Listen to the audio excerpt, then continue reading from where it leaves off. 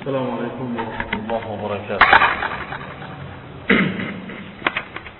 إن الحمد لله نحمده ونستعينه ونستغفره ونعوذ بالله من شرور أنفسنا ومن سيئات أعمالنا. من يهده الله فلا مضل له ومن يضلل فلا هادي له، وأشهد أن لا إله إلا الله وحده لا شريك له، وأشهد أن محمدا عبده ورسوله صلى الله عليه وعلى آله وأصحابه والتابعين وتابع التابعين ومن تبعهم بإحسان إلى يوم الدين. يا أيها الذين آمنوا اتقوا الله حق تقاته ولا تموتن إلا وأنتم مسلمون. يا أيها الناس اتقوا ربكم الذي خلقكم من نفس واحدة وخلق منها زوجها وبث منهما رجالا كثيرا ونساء، واتقوا الله الذي تساءلون به والأرحام إن الله كان عليكم رقيبا. يا أيها الذين آمنوا اتقوا الله وقولوا قولا سديدا يصلح لكم أعمالكم ويغفر لكم ذنوبكم، ومن يطع الله ورسوله فقد فاز فوزا عظيما. أما بعد، فإن خير الحديث كتاب الله، وخير الهدي هدي محمد صلى الله عليه وعلى آله وسلم، وشر الأمور محدثاتها، فإن كل محدثة بدعة وكل بدعة ضلالة وكل ضلالة في النار. Ikhwani fillah, a'azakumullah. Kemarin kita baca ayat-ayat Allah Subhanahu wa taala yang menerangkan tentang ilmunya dengan global dan dengan rinci. Dengan global Allah katakan huwal alimul hakim, dialah Allah yang maha berilmu dan maha bijaksana. Atau huwal hakimul khabir, dialah yang maha bijaksana lagi maha mengetahui. Ini Allah mensifati dirinya dengan al-ilm dan al-khabar dengan secara global bahwa Allah maha mengetahui. Dan juga Allah merincikan bahwa Allah Subhanahu wa taala mengetahui segala sesuatu. Ya'lamu ma yalijul fil ardi wa ma yakhruju minha wa ma yanzilu minas sama'i wa ma ya'ruju fiha. Allah maha mengetahui apa yang masuk ke dalam bumi dan apa yang keluar daripadanya, apa yang naik ke langit dan apa yang turun daripadanya. Wa 'indahu mafatihul ghaib, dan Allah maha mengetahui kunci-kunci kegaiban. La ya'lamuha illahu, yang tidak ada yang mengetahuinya kecuali Allah Subhanahu wa taala. Dan Allah maha mengetahui apa yang ada di daratan, apa yang ada di lautan, dan apa yang jatuh dari dedaunan, Allah pun mengetahuinya. Dan Allah maha mengetahui biji-bijian yang ada dalam kegelapan bumi, dalam bumi, yang basah dan yang kering. Allah maha mengetahuinya dan sudah mencatatnya dalam kitab yang terjaga. Juga Allah merincikan lagi bahwa Allah maha mengetahui apa yang ada di dalam rahim-rahim para wanita ketika hamil, bagaimana keadaannya, bagaimana bentuknya. Allah Subhanahu wa taala mengetahui pula kapan lahirnya dengan pasti. Dan juga Allah Subhanahu wa taala menerangkan bahwa ilmunya ahata bikulli syai', bahwa ilmu Allah Subhanahu wa taala meliputi segala sesuatu. Disebutkan bahwa Allah Subhanahu wa taala mengetahui mafatihul ghaib, kunci-kunci kegaiban, dan dikatakan bahwa mafatihul ghaib khamsun la ya'lamuhunna illallah. Kunci-kunci kegaiban itu ada 5 yang tidak ada yang mengetahuinya kecuali Allah. Sebagaimana disebutkan di dalam ayat, innallaha 'indahu 'ilmus sa'ah wa yunazzilul ghaitha wa ya'lamu ma fil arhami wa ma tadri nafsun madza taksibu ghada wa ma tadri nafsun bi ayyi ardin tamut innallaha 'alimun khabir. Allah terangkan bahwa Allah maha mengetahui ilmu sa'ah, ilmu tentang hari kiamat. Dan Allah Subhanahu wa taala yang maha mengetahui ilmunya tentang turunnya hujan. Dan Allah Maha mengetahui apa yang ada di dalam rahim-rahim para wanita. ketika hamil. Dan Allah Subhanahu wa taala Maha mengetahui tentang apa yang terjadi hari esok, sedangkan manusia wa ma tadri nafsum madza taksibu ghadan. Manusia tidak ada yang mengetahui apa yang akan terjadi besok. Dan juga setiap jiwa tidak ada yang mengetahui di mana dia akan mati. Sedangkan Allah Subhanahu wa taala mengetahui. Ini 5 kegaiban yang hanya Allah yang tahu tentang hari kiamat, tentang kapan turunnya hujan, tentang apa yang ada dalam rahim, dan tentang kematian, di mana kematiannya seseorang, dan apa yang terjadi hari esok. Ikhwani fillah azakumullah, berarti sifat ilmu bagi Allah terangkan secara global dan secara rinci, yang tentunya kesimpulannya bahwa Allah Subhanahu wa taala memiliki sifat ilmu. Memiliki sifat ilmu berarti memiliki sifat ilmu yang maha luas, yang mengetahui segala sesuatu, yang yuhitu bikulli syai', yang meliputi segala sesuatu. Maka 2 ayat ini menunjukkan bahwa sifat ilmu bagi Allah adalah sifat dzatiyah. Dan sudah kita katakan apa bedanya sifat dzatiyah dengan sifat fi'liyah. Kalau sifat dzatiyah itu ada pada zatnya Allah terus menerus kapanpun. Adapun sifat fi'liyah, kapan Allah mau berbuat, maka Allah berbuat. Kapan Allah menghendaki untuk tidak berbuat, maka tidak berbuat. Berarti berkait dengan kehendak. Seperti turunnya Allah ke langit dunia. Apakah selalu dan terus-menerus setiap saat? Tidak. Tetapi kapan Allah kehendaki, Allah turun. Seperti sifat kalam. Kapan Allah mau berbicara, Allah berbicara.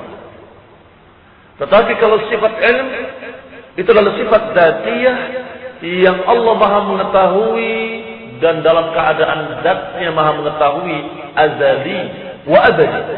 Azali tidak berawal dan abadi tidak berakhir. Artinya terus menerus Allah dalam keadaan alim bi'ilmi. Ikhwani fillah azakumullah, tentunya dengan dalil-dalil yang sangat qat'i, tidak ada ikhtilaf, tidak ada perselisihan di kalangan seluruh para ulama ahli sunnah, kecuali kelompok-kelompok sempalan yang menyimpang dari jalan ahli sunnah, seperti Al-Mu'tazilah, yang mereka aliran Mu'tazilah menafikan sifat-sifat bagi Allah dan tidak mau menyatakan bahwa Allah memiliki sifat. Kalau Allah mengetahui sesuatu berarti seperti makhluk mengetahui sesuatu. Padahal sudah kita katakan, tentunya Allah Maha mengetahui, sedangkan makhluk pengetahuannya sangat amat terbatas, sangat sedikit sekali. Maka tidak sama. Tetapi Mu'tazilah dengan ekstrim mengatakan pokoknya kalau mengetahui berarti sama dengan makhluk. Maka Allah tidak memiliki ilmu dan Allah tidak mengetahui. Kalau kita katakan berarti bodoh, mereka pun tidak mau menerimanya. Tidak, Allah tidak bodoh. Maka diantara pecahan-pecahan Mu'tazilah itu kalau mau mensifati Allah dengan sifat-sifat tadi, tidak mau menyifatinya dengan sifat, tetapi menafikan lawannya. Enggak mau mengatakan bahwa Allah alim maha berilmu, tetapi mengatakan Allah tidak bodoh. Berarti Allah alim. Saya tidak mengatakan begitu. Pokoknya Allah tidak bodoh. Mereka tidak mau menyatakan bahwa Allah maha berilmu atau Allah alim, tetapi mereka menyatakan bahwa Allah tidak bodoh. Ini khonifilna azakumullah, dibalik semua seluruh sifat-sifat. Kalau mau menyatakan Allah Maha melihat, mereka tidak mau mengisbatkan sifat basar, tidak mau mensifatkan sifat Maha melihat, tapi mereka berkata Allah tidak buta, Allah tidak tuli, Allah tidak bodoh. Ikhwan fillah azakumullah, ini adalah aliran-aliran yang aneh, yang karena ekstrimnya mereka melampaui batas dalam agamanya, sehingga mereka sama sekali tidak mau menyebutkan kalimat yang sama walaupun maknanya berbeda. Karena menurut mereka lafaz sama berarti sudah menyamakan Allah dengan makhluk. Kalau mengatakan Allah melihat berarti sama dengan makhluk, makhluk juga melihat. Kalau sama-sama melihat berarti sama menurut mereka. Lafaznya sami' dengan sami', basar dengan basar. Lafaznya sama, mereka tidak mau. Sehingga mereka kalau mau menetapkan bahwa Allah Maha berilmu, mereka berkata Allah tidak bodoh. Kalau mau menetapkan Allah Maha melihat, mereka berkata Allah tidak buta. Kalau mau menetapkan bahwa Allah Subhanahu wa taala Maha mendengar, mereka mengatakan Allah tidak tuli. Apakah bisa demikian? Apakah tepat sikap mereka ini secara akal saja? Kalau secara Quran dan Sunnah jelas batil. Kenapa jelas batil?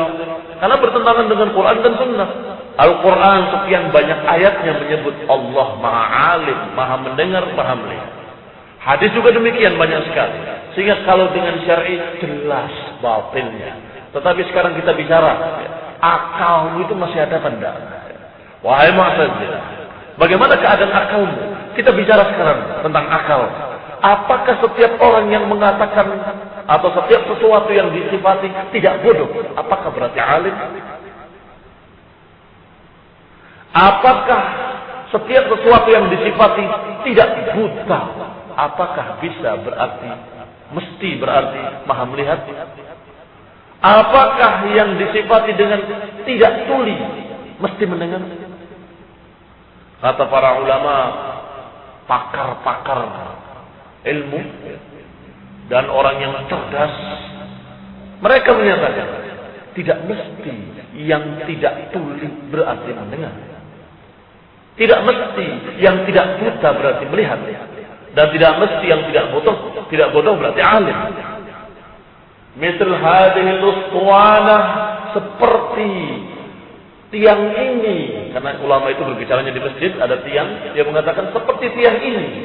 Orang-orang menyatakan dia tidak tuli, tapi juga tidak mendengar. Tiang ini tidak bodoh, tapi tidak juga pandai. Kenapa? La qabil, tidak menerima dua sifat itu kedua-duanya karena dia benda mati. Maka dikatakan tidak bodoh, belum tentu dia alim. Tiang tidak bisa dikatakan bodoh, ini bodoh, tidak bisa dikatakan demikian. Karena ghairu qabil, karena tidak bisa menerima sifat tersebut, karena ustuana, karena tiang itu adalah memang dalam keadaan jamad, benda mati. Maka tidak dikatakan pandai, tidak dikatakan bodoh, tidak dikatakan mendengar, tidak dikatakan tuli, tidak dikatakan melihat, tidak dikatakan buta. Berarti tidak mesti yang tidak bodoh itu berarti alim. Tidak mesti yang tidak tuli itu berarti mendengar. Tidak mesti yang tidak buta itu berarti melihat. Tidak mesti. Maka berarti wahai Mu'tazilah, ketika kalian mengatakan Allah tidak bodoh, kalian belum mensifatkan Allah Maha Alim. Harus dengan semestinya, sebagaimana Quran berkata, wa huwal alimul hakim. Dialah Allah yang maha mengetahui dan maha bijaksana.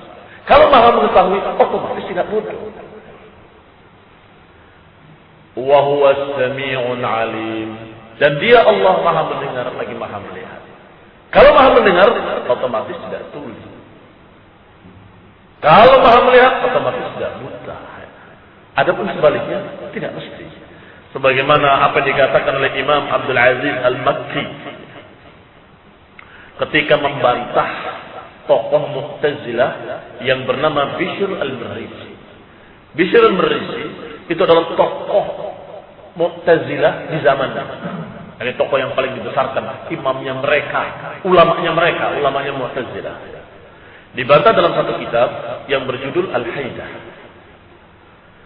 Di dalamnya dia berkata, Abdul Aziz Al-Makki, sesungguhnya Allah Azza wa Jalla tidak memuji dalam kitabnya malaikat-malaikat yang didekatkan, atau rasul-rasul yang diutus, atau orang-orang yang beriman dan bertakwa. Allah tidak memuji mereka dengan kalimat mereka tidak bodoh. Tidak begitu Allah memuji. Ketika Allah memuji mereka, Allah tidak mengatakan dengan kalimat mereka tidak bodoh. Yani dengan maksud bahwa mereka pintar. Tidak demikian Allah menyebutkan dalam Quran. Innama madahahum bi itsbatil ilm. Tetapi Allah puji mereka dengan sifat ilmu. Ya'lamuna ma yaf'alun. Siapa yang dipuji? Malaikat-malaikat. Ya'lamuna ma taf'alun. Malaikat-malaikat mencatat itu, mengetahui apa yang kalian perbuat. Bukan kalimatnya malaikat-malaikat itu tidak bodoh terhadap apa yang kalian perbuat. Iya kan? Ini sebagai dalil, sebagai hujjah bahwa Allah memuji mereka dengan ilmu. Demikian pula para anbiya, Allah mengatakan wa atainahu hukman wa ilma. Aku berikan kepada dia, kepada Nabi, hukman wa ilman. Aku beri ilmu dan aku beri hukum. Bukan aku berikan kepadanya ketidakbodohan. Tidak begitu. Sampai Abdul Aziz Al-Makki rahimahullah berkata, "Faman athbata al-ilm nafal jahl, wa man nafal jahl lam yuthbit al-ilm." Kesimpulannya kata beliau, siapa yang menetapkan sifat ilmu, otomatis dia telah membersihkannya dari sifat bodoh. Tetapi sebaliknya, barang siapa yang membersihkannya dari sifat bodoh, belum dia menetapkan ilmu. Karena sudah kita contohkan tadi, sekolah tiang tadi, walaupun dikatakan tidak bodoh, juga tidak pintar. Karena memang tidak disifati dengan itu. Sifatnya adalah keras atau tidak keras. Apa bahan dasarnya? Tidak dikatakan pintar atau bodoh, tidak dikatakan melihat atau tidak melihat. Ikhwan fillah a'azakumullah. Wa dalil 'aqli 'ala 'ilmihi ta'ala annahu yastahil ijadul asya' ma'al jahl. Sedangkan dalil akli tentang ilmu Allah, bahwa tidak mungkin Allah menciptakan segala sesuatu ini dengan kebodohan. Tidak mungkin Allah menciptakan segala sesuatu tanpa ilmu. Maka al-khalq, makhluk-makhluk yang ada ini seluruhnya menunjukkan bahwa Allah Subhanahu wa taala alimun bikulli syai'. Wal iradah tastazimul ilm wal murad bihadza. Maka Allah Subhanahu wa taala menyatakan, ala ya'lamu man khalaq wa huwal latiful khabir. Karena Allah mengetahui apa yang diciptakannya dan Allah Maha mengetahui bagaimana kadarnya, maka Allah katakan, ala ya'lamu man khalaq.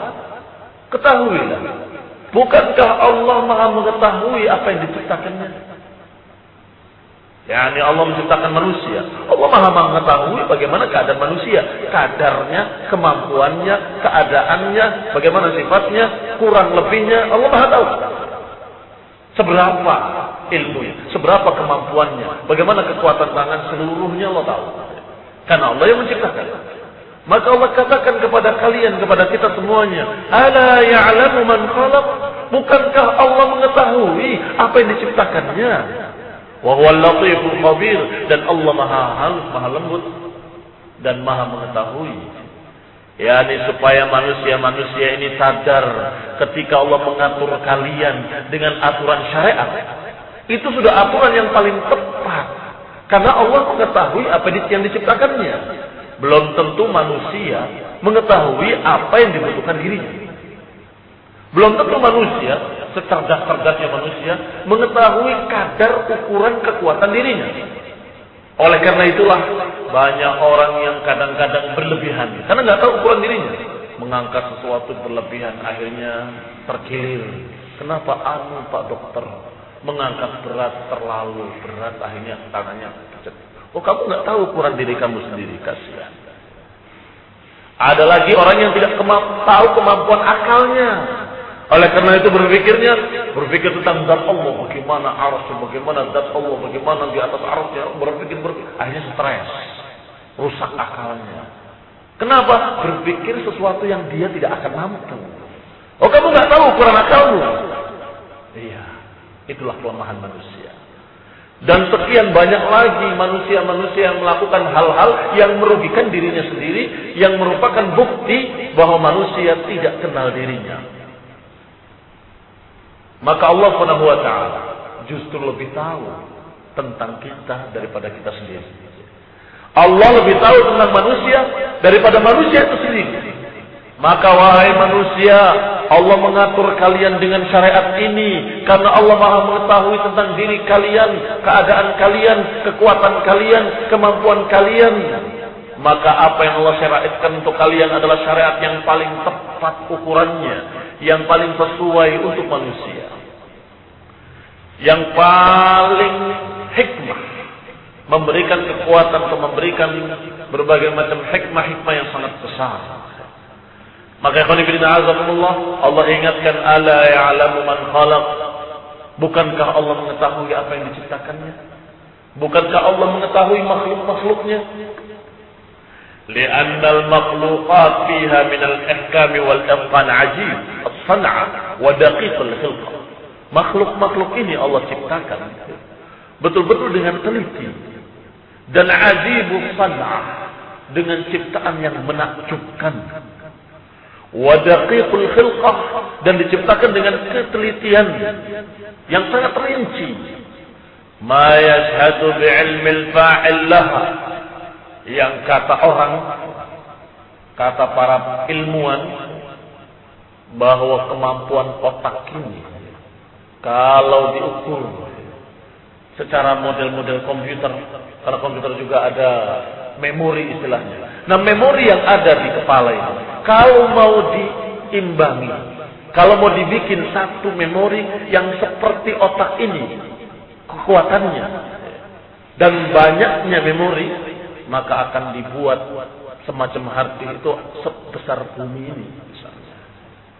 Tidak akan mampu mereka. Dan itu mereka sendiri yang berbicara. Mereka yang sudah membuat sekian banyak alat-alat untuk merekam memori, ternyata otak ini masih tetap lebih kuat.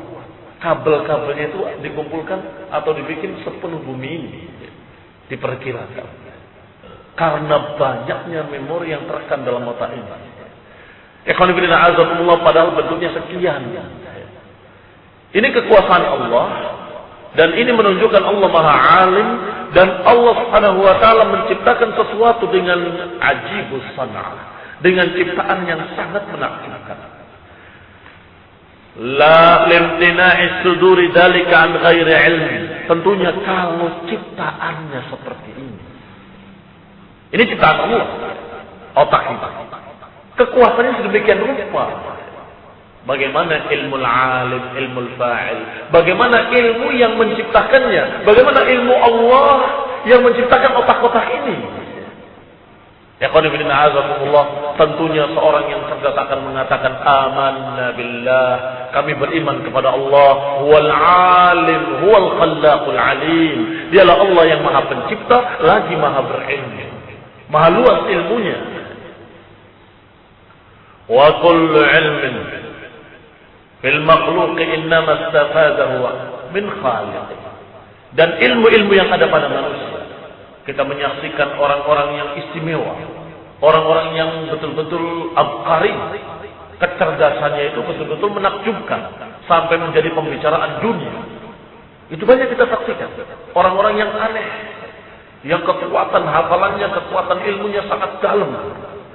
Maka qanifidina azakumullah, dikatakan bahwa semua kecerdasan yang super tadi, manusia-manusia yang super cerdas tadi, ternyata itu pun pemberian dari Allah, sedikit, sangat amat sedikit dari Allah Subhanahu wa taala. Sedangkan wawahibul kamal ahaqqu bihi, tentunya yang memberikan kepada orang yang super cerdas tadi, tentunya lebih alim. Faqidu syai' la yu'ti. Yang tidak punya enggak akan memberi. Ini kaidahnya, kaidah akli atau kaidah pepatah yang sering dibicarakan oleh orang-orang Arab adalah faqidu syai' la yu'ti. Yang tidak punya enggak akan bisa ngasih. Enggak punya duit enggak bisa ngasih. Enggak punya ilmu, bagaimana akan memberikan ilmu? Sedangkan Allah Subhanahu wa taala telah terbukti memberikan ilmu-ilmu kepada manusia tadi demikian hebatnya. Banyak manusia-manusia yang super cerdas. Maka bagaimana yang memberinya? Pasti alim a'lam bi kulli syai'. Wa fawqa kulli dhi 'ilmin 'alim.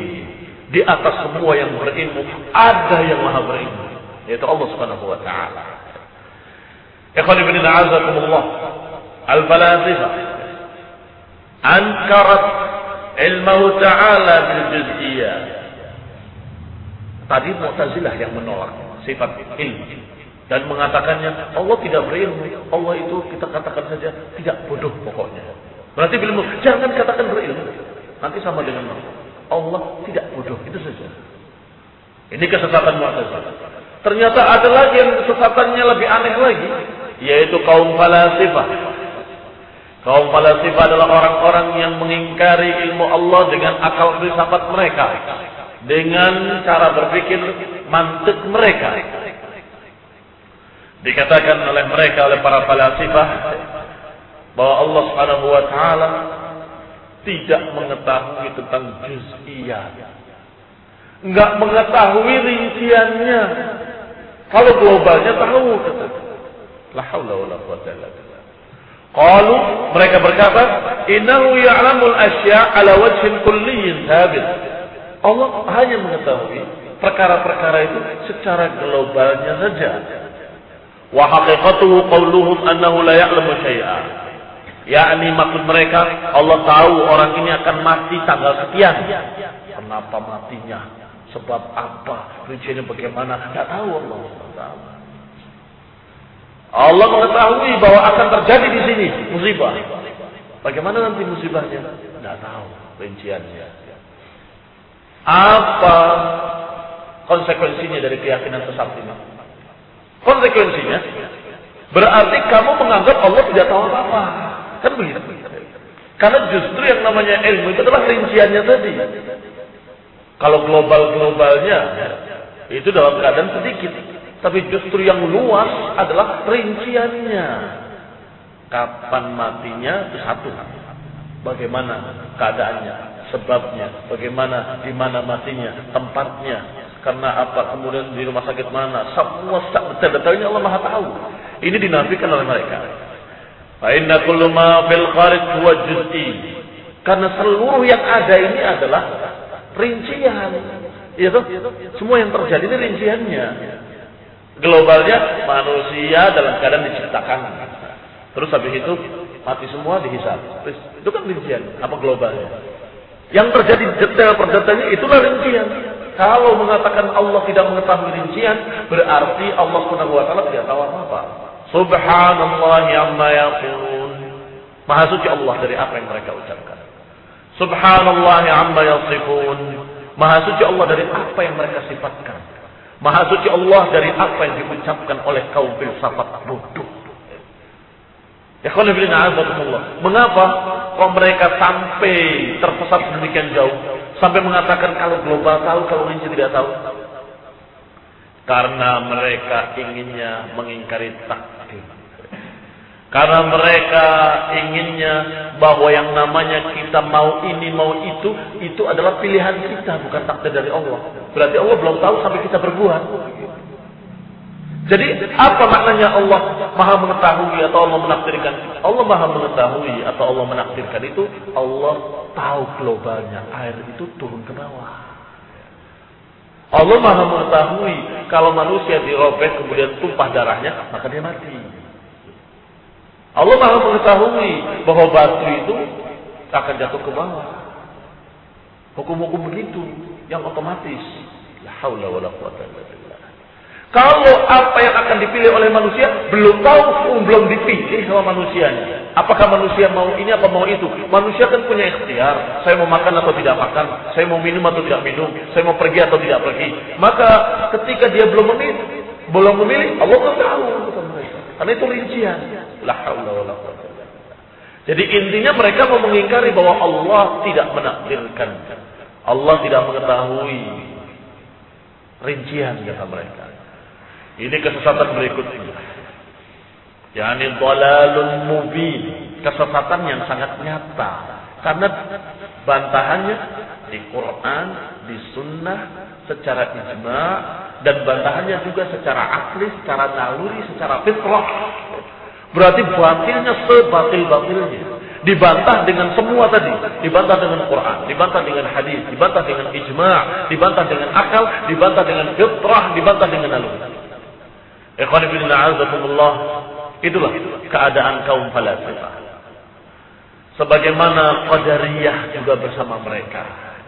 Dan sudah kita sebutkan kaitannya. Kenapa Qadariyah juga mengingkari ilmu? Qadariyah yang ekstrim itu mengingkari ilmu Allah. Allah belum mengetahui. Sama alasannya dengan kaum filsafat tadi. Bahwa Allah tidak menakdirkan kata mereka. Maka kita tanya, kalau tidak menakdirkan, apakah Allah tahu manusia akan berbuat begini atau begitu? Kalau dia menjawab, oh Allah Maha tahu. Nah, kalau ilmu Allah yang Allah tahu tadi, kamu akan berbuat begini, kemudian ditulis di Lauhul Mahfuz sebagai keputusan Allah. Apakah itu bukan takdir? Iya ya. Ini yang rendah. Maka yang ekstrimnya ketika ditanya, apakah kamu yakin bahwa Allah mengetahui apa yang akan terjadi, apa yang akan diperbuat oleh manusia? Oh enggak tahu. Karena dia sudah tahu kelanjutannya nanti akan terbantah dirinya masalah qada wal qadar. Kalau dia menyatakan Allah Maha mengetahui, maka dia mengatakan tidak. Allah belum tahu sampai kita memilih. Akibat dari pengingkaran terhadap takdir, akhirnya pengingkaran pula terhadap ilmu Allah. Ikhwani fillah azakumullah. Kelompok-kelompok sesat ini karena mereka lebih mengutamakan hawa nafsunya daripada Quran dan Sunnah. Sifat berikutnya, setelah sifat ilmu, Allah mengenalkan pula dalam ayat lainnya dalam surat Az-Zariyat ayat 58. Innallaha huwar razzaqu dzul quwwatil matin. Setelah Allah mengatakan wa ma khalaqtul jinna wal insa illa liya'budun ma uridu minhum min rizqin wa ma uridu an yut'imun innallaha huwar razzaqu dzul quwwatil matin. Kata Allah Subhanahu wa taala, tidaklah aku ciptakan jin dan manusia kecuali untuk beribadah kepada-Ku. Bukan karena aku butuh mereka memberi rezeki kepadaku atau butuh mereka agar mereka memberi makan aku, kata Allah. Innallaha huwar razzaqu dzul quwwatil matin. Allah lah yang maha memberi rezeki, yang maha memiliki kekuatan yang sangat dahsyat dan matin. Berarti apa sifat yang ditetapkan dalam ayat ini? Innallaha huwar razzaq dzul quwwatil matin. Pemberi rezeki dan dzul quwwah, memiliki kekuatan. Berarti ayat ini mengandung nama Allah Ar-Razzaq, sang pemberi rezeki atau maha memberi rezeki. Yani Allah Subhanahu wa taala memiliki sifat memberi rezeki. Alladzi yarzuqu 'ibadahu rizqan ba'da rizqin fi iktsari wus'ihi.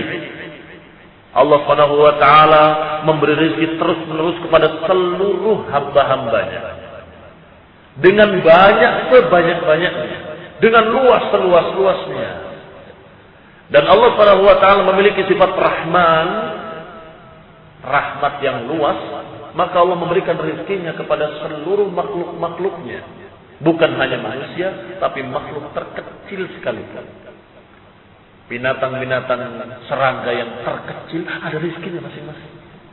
Dan Allah atur, Allah takdirkan, Allah berikan rezekinya kepada mereka sesuai dengan apa yang mereka butuhkan. Subhanallah. Maha suci Allah yang Maha Razzaq. Demikian pula manusia. Demikian pula yang lebih besar dari manusia, dari makhluk-makhluk. Allah berikan rezeki kepada mereka. Allah berikan rezeki. Sehingga ikhwani fillah azakumullah, kita melihat bagaimana keadaan binatang-binatang tersebut masing-masingnya bisa makan, bisa minum. Masing-masingnya bisa hidup. Kalau saja kita untuk mengaturnya tidak akan bisa sanggup, jangankan dunia atau seluruh alam apalagi. Sekota ini saja kamu mengatur untuk memberikan makanan, minuman dan kebutuhan kepada seluruh makhluk yang ada di kota ini. Seluruh makhluk. Iya, seluruh makhluk. Termasuk yang ada dalam bumi ini. Dari cacing-cacing dan segala macam hewan-hewan serangga yang ada di dalamnya. Dan burung-burung yang terbang di langit. Dan. Siapa yang sanggup? Ikhwan fillah azakumullah. Ruwiya diriwayatkan bahwa Nabi Sulaiman pernah minta pada Allah Subhanahu wa taala untuk memegang urusan itu. Tetapi ternyata tidak sanggup dan minta ampun pada Allah Subhanahu wa taala bahwa aku tidak sanggup. Padahal sudah diberi keistimewaan oleh Allah Subhanahu wa taala. Bisa berbicara dengan binatang-binatang semuanya. Allah berikan kekayaan yang sangat luas seluas-luasnya untuk Nabi Sulaiman. Sehingga fasilitasnya memungkinkan, tapi toh enggak sanggup. Apalagi yang fasilitasnya tidak ada sama sekali. Nggak ngerti bahasa binatang. Dan tidak diberi kekayaan yang luas oleh Allah SWT. Yang dalam keadaan diberi bahasa binatang dan dalam kekayaan yang sangat luas, ternyata juga tidak sanggup. Ikhwan fillah a'azakumullah, maka sejak itu atau ketika itu bertambah yakinlah bahwa Allah Subhanahu wa taala huwar razzaqu dzul quwwatil matin. Bahwa Allah Maha memberi rezeki dzul quwwatil matin. Allah Subhanahu wa taala menyebutkannya di dalam beberapa ayat-ayatnya. Wan nakhla basiqatin laha tal'un nadid rizqan lil 'ibad. Pohon-pohon korma yang memunculkan tunas-tunasnya, mengeluarkan buah-buahnya, Allah ciptakan seluruhnya rizqan lil 'ibad, rizki untuk para hamba. Dan dalam surat An-Nahl yang tadi malam tarawih kita baca, itu isinya semuanya adalah apa yang Allah ciptakan untuk manusia. Al-bighal wal hamir, keledai, kuda, onta, kalian bisa tunggangi kata Allah. Dan binatang-binatang yang lain kalian bisa ambil kulitnya untuk baju kalian. Dan di antara mereka ada yang daging-dagingnya kalian makan. Dari lautan kalian dapatkan lahman tariya. Dari lautan kalian dapatkan daging yang sangat empuk segar. Dan digambarkan oleh seluruhnya bahwa ternyata makhluk-makhluk Allah yang Allah ciptakan semuanya untuk manusia. Subhanallah. Betapa sayangnya Allah pada manusia. Dan dalam Al-Quran dikatakan khalaqalakum ma fil ardi jami'an. Khalaqalakum, Allah ciptakan untuk kalian yang ada di muka bumi ini. Binatang-binatang ternaknya untuk kalian, pohon-pohonnya untuk kalian, semuanya untuk kalian, untuk kebutuhan-kebutuhan kalian. Silahkan. Ikhwan fillah a'azakumullah, bagaimana keadaan manusia ini kalau tanpa apa yang Allah ciptakan tadi, yang semuanya ternyata kita butuhkan. Ada yang dipakai, ada yang kulitnya diambil sebagai pakaian, ada yang dagingnya dimakan, ada yang punggungnya jadi tunggangan, ada yang demikian, ada yang demikian, sampai Allah sebutkan serangga, madu, tawon. Allah katakan tawon yang mencari tempat, mencari dari bunga-bunga, mencari, diambil sedikit-sedikit. Betapa susahnya kalau kita cari sendiri. Dan betapa sulitnya kalau kita mereaksikan atau mengolahnya untuk jadi madu. Setiap satu bunga berapa? 1 miliar juga tidak ada. Tetapi itu urusan tawon. Yang tawonnya mendapatkan manfaat dengan perbuatan itu. Dan kemudian disimpan untuk kalian lagi. Madu.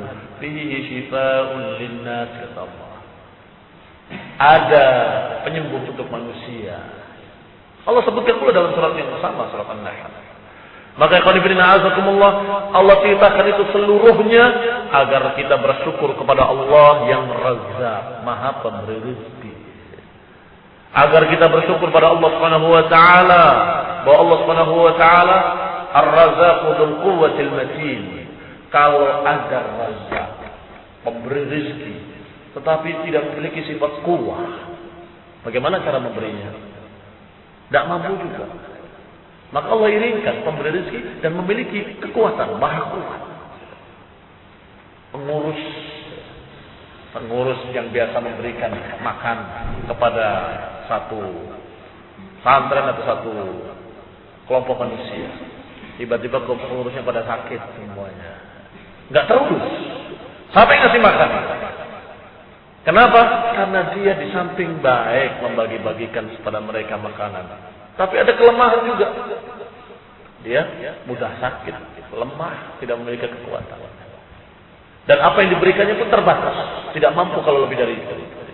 Allah maha luas rezekinya, maha kaya, dan Allah maha kuat, dzul quwwatil matin, sehingga Allah Subhanahu wa taala maha kuasa untuk memberikan rezeki pada seluruh makhluk-makhluk ini, khususnya manusia. Maka ikhwan fillah a'azakumullah, Allah katakan wa fis samaa'i rizqukum wa ma tu'adun. Dan di langit ini ada rezeki untuk kalian. Dan ada pula apa yang diancamkan kepada kalian, apa yang dijanjikan kepada kalian. Yani Allah Subhanahu wa taala mengatakan wa fis sama'i rizqukum wa ma tu'adun.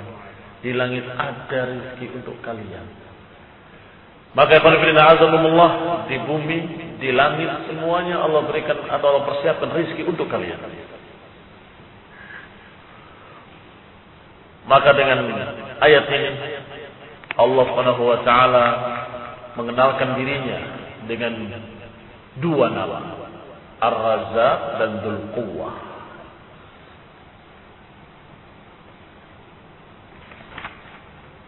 Baik. Adapun Dzul Quwwah, maknanya adalah pemilik kekuatan. Sedangkan Matin adalah yang kekuatannya sangat kokoh. Sebagaimana ditafsirkan oleh Ibn Abbas, maknanya Matin adalah syadid. Kuwatin syadid artinya kekuatan yang dahsyat atau kekuatan yang sangat kokoh. Demikian yang paling benar, azakumullah. Beberapa sifat-sifat Allah yang harus kita kenali sehingga kita betul-betul kenal Allah, memiliki ma'rifatullah, dan pengenalan terhadap Allah di hati kita dengan yakin akan menjadikan amalan-amalannya pun semakin sempurna. Karena idza salahat saluhal jasadu kullu. Karena hati ini jika semakin baik, maka semakin baik pula jasadnya seluruhnya. Maka kalau keyakinannya semakin benar terhadap Allah, maka amalannya pun akan semakin sempurna, semakin sempurna. Taqwa taufiq wal afiyah. Subhanakallahumma bihamdik, asyhadu an la ilaha illa anta astaghfiruka wa atubu ilaik. Assalamu alaikum.